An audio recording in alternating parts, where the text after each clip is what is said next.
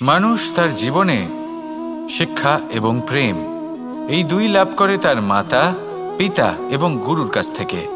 কিন্তু মানুষ সবথেকে বেশি ভালোবাসে নিজের মাতাকে, কারণ মাতা খুব নির্মল চিত্তে ভালোবাসে, শান্ত মনে আমাদের অন্তরে শক্তির সঞ্চার করে থাকেন, আমাদের উৎসাহ দেন, বলশালী করে তোলেন। ব্যাপারটা কিন্তু এমন নয় যে আমরা নিজেদের বাবা বা গুরুকে ভালোবাসি না, তাদেরকেও আমরা অত্যন্ত ভালোবাসি, শুধু ওনাদের কঠোর ব্যবহার দেখলে আমরা একটু ভয় পেয়ে যাই।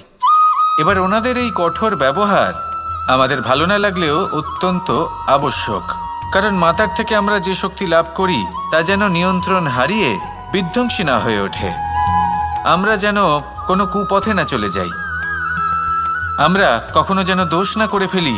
শুধু সেই জন্য পিতা এবং গুরু একটু কঠোর হয়ে ওঠেন, এবং ওনাদের এই কঠোর আচরণ ভবিষ্যতে গিয়ে আমরা অবশ্যই বুঝতে পারি।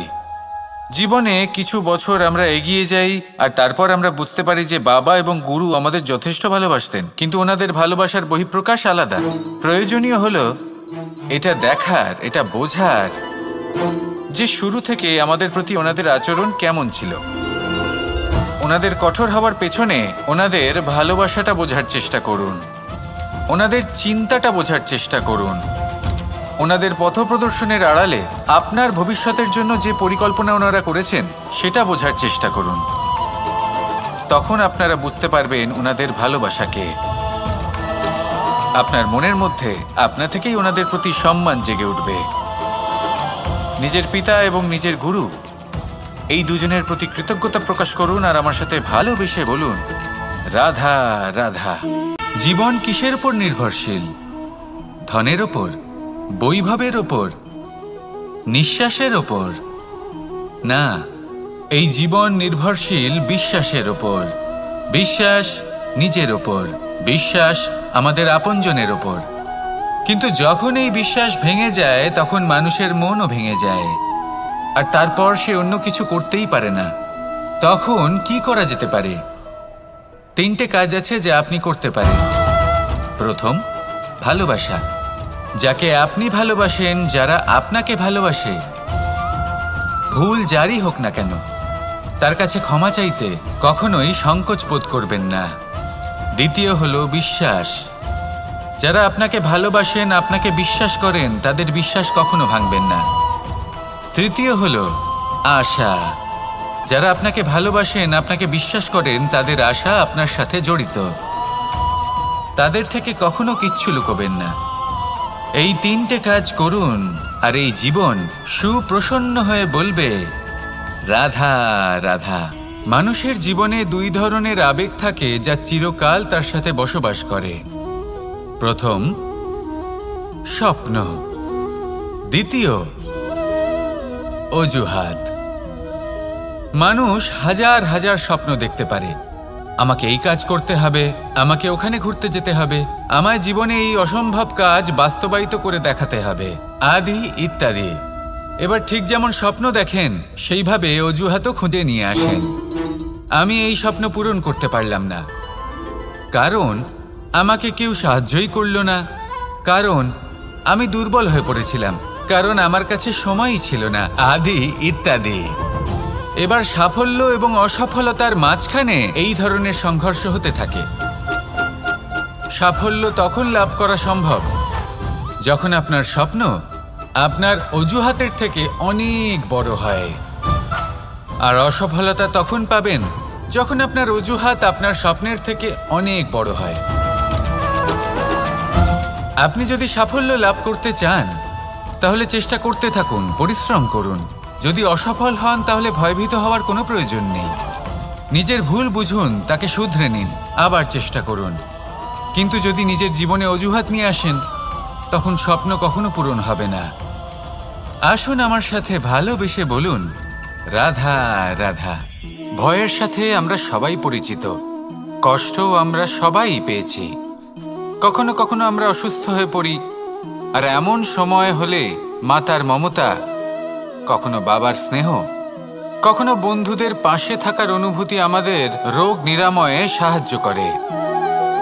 কখনো যদি আমরা নিরাশ হয়ে পড়ি, তখন যদি আমাদের কোনো আপনজন আমাদের দুটো ভালো কথা বলে তখন আমাদের মনোবল বেড়ে যায়। ঠিক তেমন সংসারের এই রঙ্গমঞ্চে যদি আপনি পীড়িত অনুভব করেন, কিছু শুভ কথা আলোচনা করুন, কিছু স্তুতি গান করুন, কিছু মুহূর্তের জন্য হলেও নিজের ইষ্টদেবের কথা স্মরণ করুন আর প্রার্থনা করুন। সাহস বাড়বে, শক্তিও বৃদ্ধি পাবে এবং সামনে এগিয়ে চলার পথও দেখতে পাবেন। তখন এই মন প্রসন্ন হয়ে বলবে, রাধা রাধা। কখনো কখনো অন্ধকারের সাথে লড়াই করার জন্য আমরা প্রদীপ জ্বালাই। এতে প্রথমে সলতে রাখি, তারপর তেল ঢালি, তারপর আগুন জেলে এটা প্রজ্বলিত করি। তারপর একটা সময় আসে যখন এই প্রদীপ নিভে যায়। কারণটা কি? কারণ কি এটা যে প্রদীপের প্রকাশমান হওয়ার ক্ষমতা সমাপ্ত হয়েছে? না, এই যে আগুন আমরা দেখতে পাচ্ছি, এই আগুনের জন্য যে শক্তির প্রয়োজন হয় তা আসে এই তেল থেকে। যদি এই তেল সমাপ্ত হয়ে যায় তাহলে এই প্রকাশ তাও সমাপ্ত হয়ে যায়। আর আমাদের জীবনে এই তেল হলো আমাদের কর্ম, আর এই আগুন আর এর দ্বারা উৎপন্ন হওয়া প্রকাশ আমাদের ভাগ্য। যত আমাদের কর্ম ক্ষীণ হতে থাকবে, আমাদের ভাগ্য সৌভাগ্য কোথাও না কোথাও লুপ্ত হয়ে যাবে। যে উজ্জ্বল ভবিষ্যৎ আমরা চাইছি তা কখনো লাভ করতে পারবো না যদি কর্ম না করি। ঠিক যেমন তেল ছাড়া অগ্নি উৎপন্ন হয় না, তেমনি কর্ম ছাড়া সৌভাগ্য হয় না। আর যেমন কর্ম তেমন ভাগ্য। তাই সবসময় কর্ম করতে থাকুন, কর্ম করা থামাবেন না। আর আমার সাথে ভালোবেসে বলুন, রাধা রাধা। জীবনে তিনটি বিষয় আছে, তিনটি বস্তু আছে, তারা যেন আপনাকে কখনো বশে না করে নিতে পারে। প্রথম হলো ধন। ধন যতক্ষণ আপনি ব্যবহার করতে থাকেন, যতক্ষণ তা আপনার কাজে আসছে, ততক্ষণ ঠিক আছে, এই ধন আপনার কাছে অমৃত। কিন্তু যখন এই ধন আপনাকে ব্যবহার করতে শুরু করে, বুঝে যাবেন যে আপনার পতনের সময় শুরু হয়েছে। দ্বিতীয় বিষয়, ফেলে আসা অতীত। যাই করুন, আপনি অতীত পাল্টাতে পারবেন না, আর এই সত্যিটা আপনিও জানেন।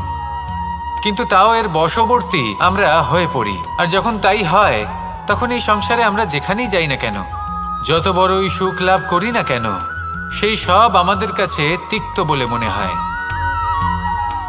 তৃতীয় বিষয়, আপনার আশেপাশের মানুষ ভিন্ন ভিন্ন ধরনের মানুষ হয়, যাদের চিন্তা ভাবনা এবং দৃষ্টিভঙ্গি ভিন্ন ভিন্ন প্রকারের। যদি এদের বশবর্তী আপনি হয়ে পড়েন, তাহলে কেউ বলবে এটা করো, এটা ভালো। কেউ বলবে এটা করো না, ওটা করো, ওটা ভালো কাজ। কেউ বলবে এই দুটোই করো না, অন্য কিছু করো। এই কথাগুলিতে আপনি এতটাই জড়িয়ে পড়বেন যে আপনি লক্ষ্যভ্রষ্ট হয়ে পড়বেন। তাই এই তিন বিষয় থেকে সাবধানে থাকবেন। যদি কোনো কিছু বশ করতে হয়, তাহলে আপনাকে বশ করতে হবে আপনার আজকে, নিজের বর্তমানকে। এটা খুব প্রয়োজনীয়। এটা ভাববেন যে এই সময়ের সদ্ব্যবহার আমি কিভাবে করব, সময়কে শাসন কিভাবে করব, ওই কর্ম কিভাবে করব যাতে ভবিষ্যতে কখনো আমার আফসোস না হয়, বরং এই সংসার আমাকে নিয়ে গর্ব করবে, সেই কর্ম করুন। আর যখন আপনি এটা শিখে নেবেন, তখন আপনি নিজেই নিজেকে প্রকৃত অর্থে ভাগ্যশালী করে তুলবেন। আসুন আমার সাথে ভালোবেসে বলুন, রাধা রাধা। অনেক সময় আমরা কারোর নীরবতাকে তার দুর্বলতা ভেবে বসি। হতেই পারে সেই ব্যক্তি উত্তর দিতে চাইছেন না, হতে পারে অন্য কোনো কারণ আছে যা আমরা বুঝতেই পারছি না। সেই জন্য তাকে দুর্বল ভেবে নেওয়া অনুচিত। দেখতে গেলে এই বিশাল সমুদ্র এও কিন্তু নীরব, শান্ত হয়। কিন্তু যখন সে রুদ্র মূর্তি ধারণ করে, তখন কি হয়? সমগ্র সংসারকে বিনাশের পথে নিয়ে যায় এই সমুদ্র, প্রলয় সৃষ্টি করে। সেই জন্য কারোর সহ্য শক্তিকে দুর্বলতা বলে মনে করবেন না। কারণ যদি এই নীরবতা নিজেকে ভেঙে বেরিয়ে আসে, তাহলে তা বিনাশের সমস্ত সীমা পার করে যেতে পারে। তাই এই নীরবতাকে সবসময় বুঝুন, সবসময় একে সম্মান করতে শিখুন। আর আমার সাথে ভালোবেসে বলুন, রাধা রাধা। কখনো কোনো চাতক পাখিকে দেখেছেন?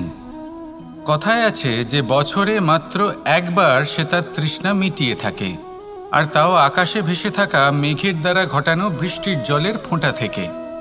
আর কোথাও থেকে সে তার তৃষ্ণা পূরণ করে না। সারা বছর সে নিদারুণ গরম সহ্য করে, তীব্র শীতও সহ্য করে, শুধু এই আশা নিয়ে যে বছরে একবার অন্তত সেই মেঘের ঘন ঘটা হবে, বৃষ্টি হবে, আর সে তার তৃষ্ণা নিবারণ করবে। এটা আসলে কি? এটা আসলে বিশ্বাস। সেই বিশ্বাস যে বছরে একবার সেই মেঘ আসবে তৃষ্ণা নিবারণ করতে। যেমন দেখুন, একটা সূর্যমুখী ফুল সারা রাত অন্ধকারের সাথে যুদ্ধ করে, কারণ তার বিশ্বাস যে ভোরবেলায় সূর্য তাকে অবশ্যই দর্শন দেবেন।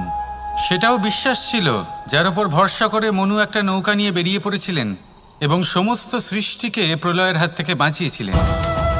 সেটাও ছিল ভালোবাসার প্রতি বিশ্বাস যার উপর ভরসা করে বানর এবং ভাল্লুক সেনা নিয়ে শ্রীরাম আক্রমণ করেছিলেন সমস্ত বরদানপ্রাপ্ত অসুরগণ এবং রাক্ষসগণের লঙ্কায় এবং জয় লাভ করেছিলেন। এই বিশ্বাসই হল এই বিশ্বের আশা। বিশ্বাস রাখুন যে আপনি হলেন সর্বশ্রেষ্ঠ এবং শুধুই নিজের কর্ম করতে থাকুন। এই বিশ্বাসের আশাই আপনাকে প্রতি মুহূর্তে বল প্রদান করবে। এ হলো আমার বিশ্বাস।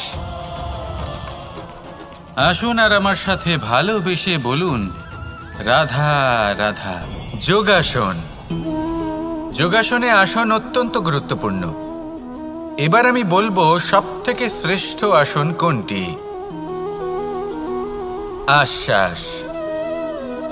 নিজেকে আশ্বস্ত করতে থাকুন যে আমি আছি, সব ঠিক হবে, যা হচ্ছে ভালোর জন্য হচ্ছে।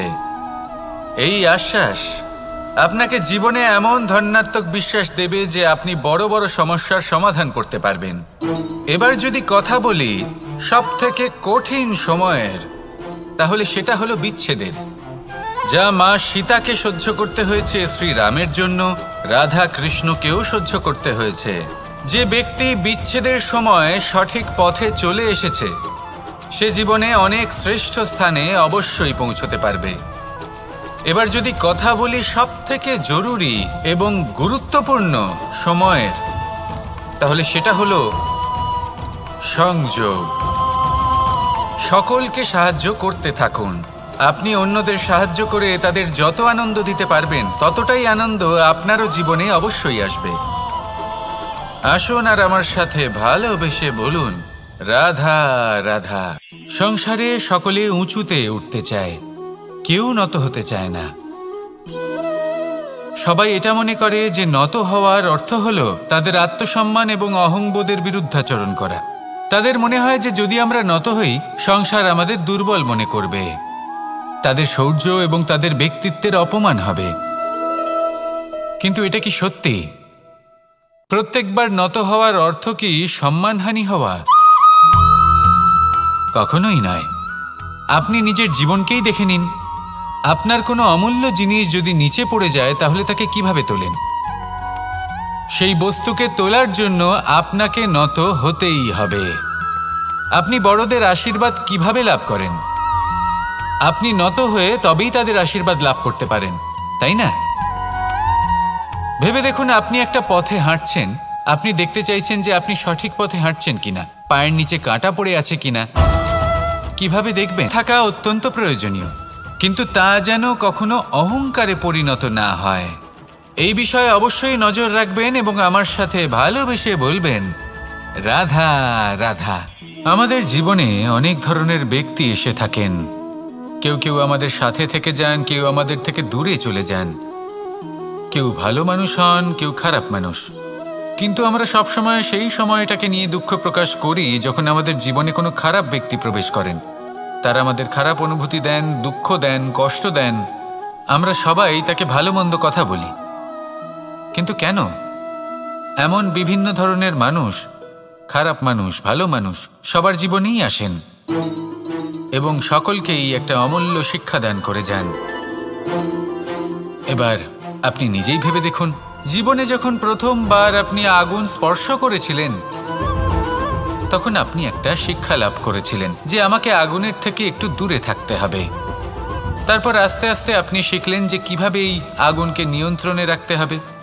তারপর আপনি শিখলেন যে কিভাবে নিজের জীবনে তাকে প্রয়োগ করতে হবে, তা সে অন্ধকারে প্রকাশ লাভ করার জন্য হোক বা খাবার বানানোর জন্য। সেইভাবেই কোনো খারাপ ব্যক্তি যখন আপনার জীবনে আসে কোনো শিক্ষা দিয়ে যান, তার প্রতি কৃতজ্ঞ থাকুন। তার বিষয় খারাপ ভাবার বা খারাপ অনুভূতি নিয়ে থাকার কোনো প্রয়োজন নেই।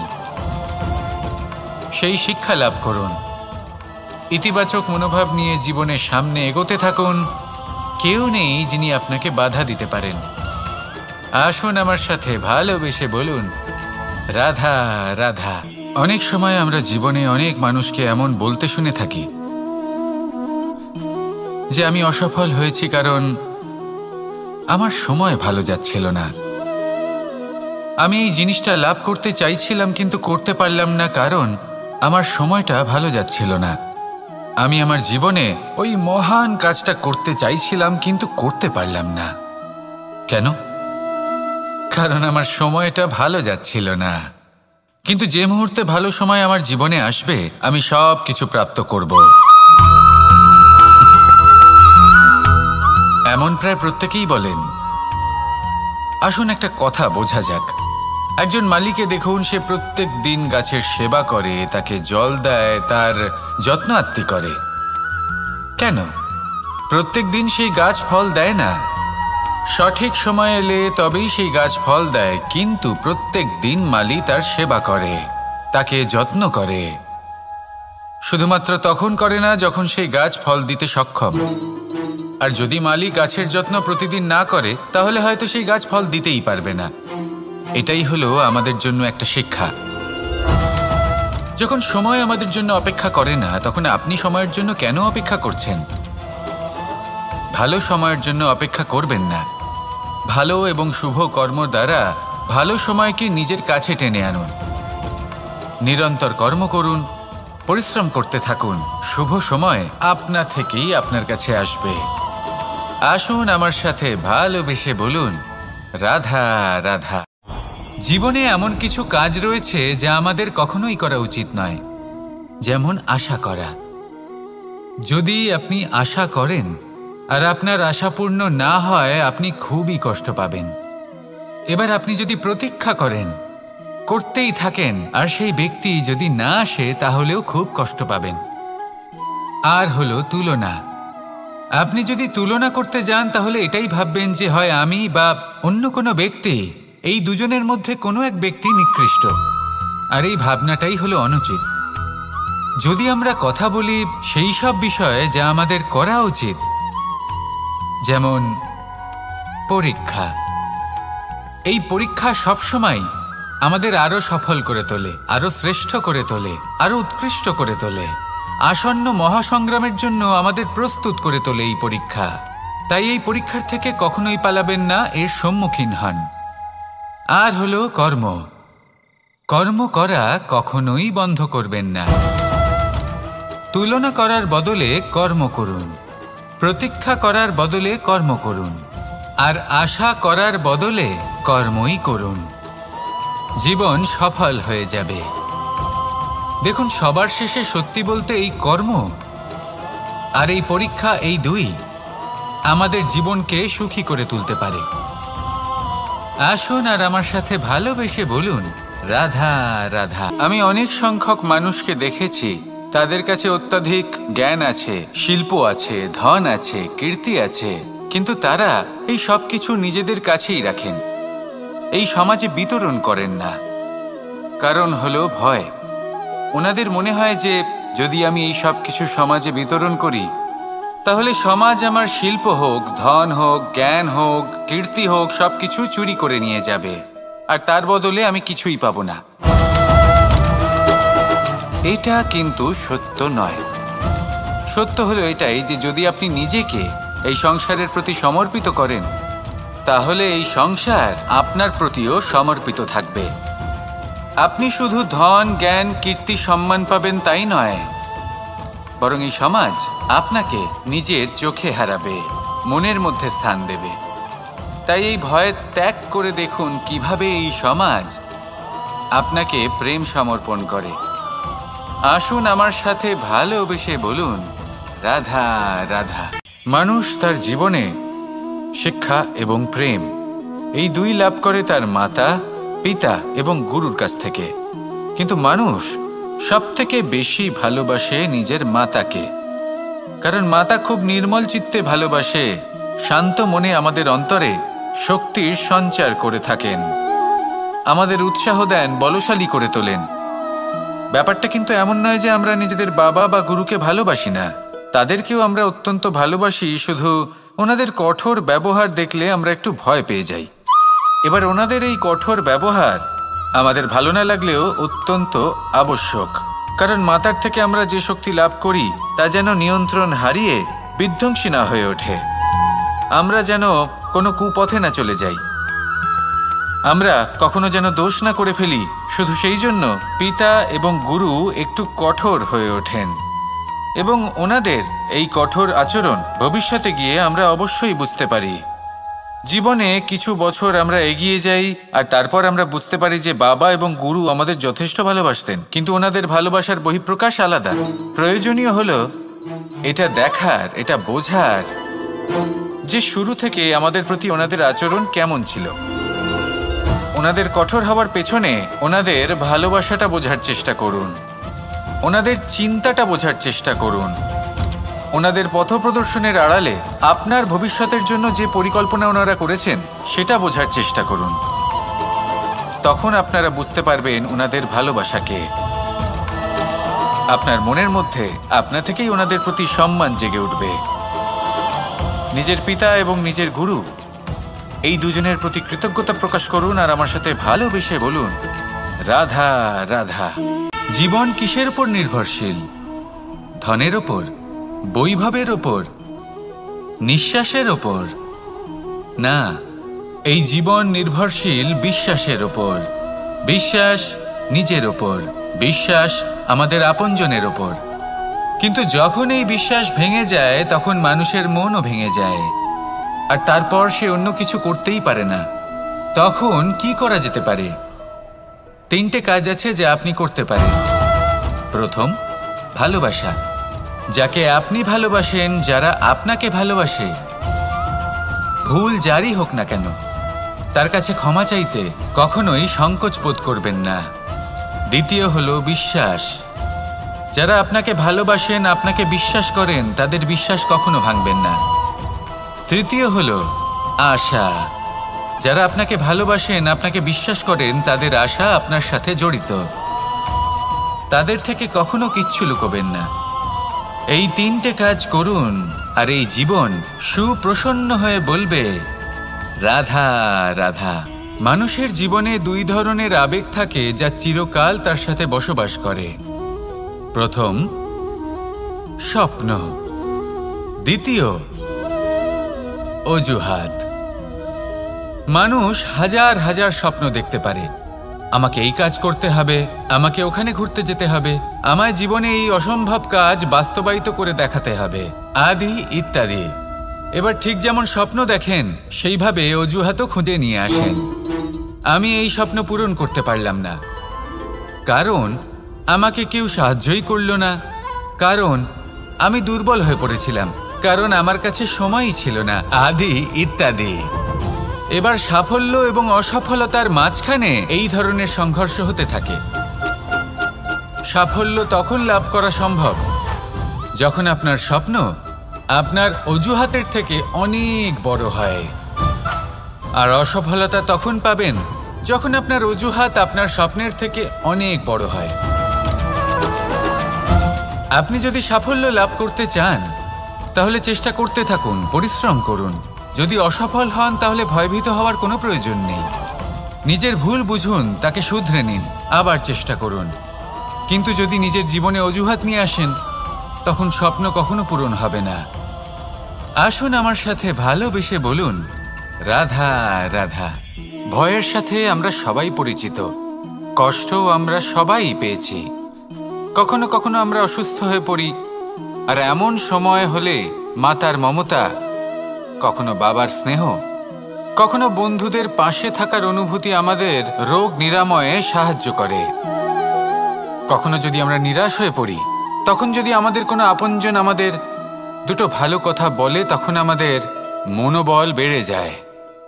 ঠিক তেমন সংসারের এই রঙ্গমঞ্চে যদি আপনি পীড়িত অনুভব করেন, কিছু শুভ কথা আলোচনা করুন, কিছু স্তুতি গান করুন, কিছু মুহূর্তের জন্য হলেও নিজের ইষ্টদেবের কথা স্মরণ করুন আর প্রার্থনা করুন। সাহস বাড়বে, শক্তিও বৃদ্ধি পাবে এবং সামনে এগিয়ে চলার পথও দেখতে পাবেন। তখন এই মন প্রসন্ন হয়ে বলবে, রাধা রাধা। কখনো কখনো অন্ধকারের সাথে লড়াই করার জন্য আমরা প্রদীপ জ্বালাই। এতে প্রথমে সলতে রাখি, তারপর তেল ঢালি, তারপর আগুন জেলে এটা প্রজ্বলিত করি। তারপর একটা সময় আসে যখন এই প্রদীপ নিভে যায়। কারণটা কি? কারণ কি এটা যে প্রদীপের প্রকাশমান হওয়ার ক্ষমতা সমাপ্ত হয়েছে? না, এই যে আগুন আমরা দেখতে পাচ্ছি, এই আগুনের জন্য যে শক্তির প্রয়োজন হয় তা আসে এই তেল থেকে। যদি এই তেল সমাপ্ত হয়ে যায়, তাহলে এই প্রকাশ তাও সমাপ্ত হয়ে যায়। আর আমাদের জীবনে এই তেল হলো আমাদের কর্ম, আর এই আগুন আর এর দ্বারা উৎপন্ন হওয়া প্রকাশ আমাদের ভাগ্য। যত আমাদের কর্ম ক্ষীণ হতে থাকবে, আমাদের ভাগ্য সৌভাগ্য কোথাও না কোথাও লুপ্ত হয়ে যাবে। যে উজ্জ্বল ভবিষ্যৎ আমরা চাইছি তা কখনো লাভ করতে পারবো না যদি কর্ম না করি। ঠিক যেমন তেল ছাড়া অগ্নি উৎপন্ন হয় না, তেমনি কর্ম ছাড়া সৌভাগ্য হয় না। আর যেমন কর্ম তেমন ভাগ্য। তাই সবসময় কর্ম করতে থাকুন, কর্ম করা থামাবেন না।